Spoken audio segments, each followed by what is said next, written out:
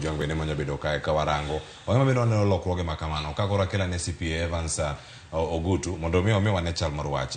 CPA Evans, kama inene dwe mokalo medruok mano mar mauta nobiro kacha kidenyo mopogore opogore. Mano boko oganda petrol nomed kacha kod moya siling 5, mano mar diesel noidho kacha kod siling 4, koro tonglo moke wiye kanyo kachal koda ka mano mar mauta mar taya mabende nomedre kacha kod siling 2 kod tonglo 45. Gik matimore gi e kinde gi ero koro diesel kod mano mar mauta mar taya kata kerosene bende ero koro odok piny kod siling 2.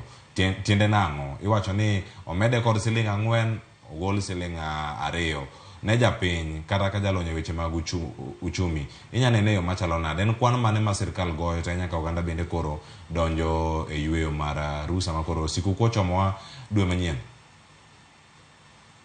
Erokamano Cleo.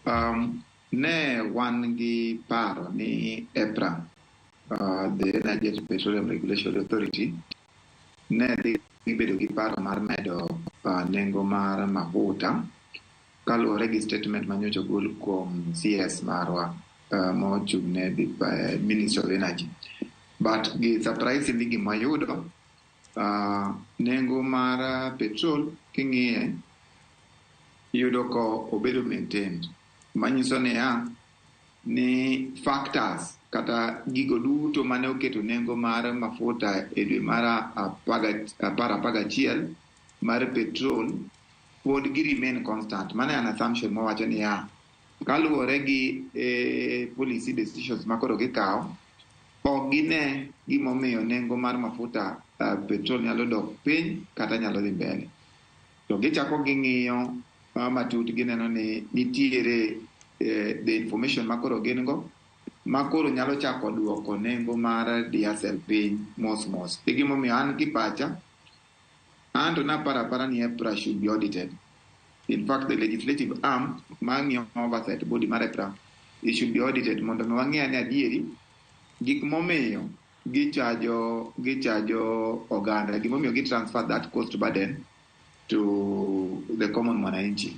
Nikech king'iyo adieri one thing mane sirikal malo timo mane of course ka ng'ato nyalo penja gi pacha gi experience mara, tanyalo wacho ni it was not ok en gimoro ma owinjore mondo mi sirikal okel kendo taxation of the 8% mane gimedo 8% of the VAT on fuel. Lakini nikech mano nosetimore to waseneno ka gini be steadily is increasing. Manyiso ni e dwe achiel kopo ni medo gimoro 5 to e dwe machielo igole 2, pod gini medo ga 3, that is the net effect. Koro an kang'iyo EPRA should be audited mondo mi onyiswa ni what are the factors momiyo gini ne nyalo mana reduce gi 2 mondo mi adieri ong'ere kuom jopiny, nikech ing'eni gini it is to the disadvantage, it's a net effect mare is a disadvantage to the consumers. Koro an ki pacha ang'iyo ni weche mag mafuta wanyalo wacho ni surplus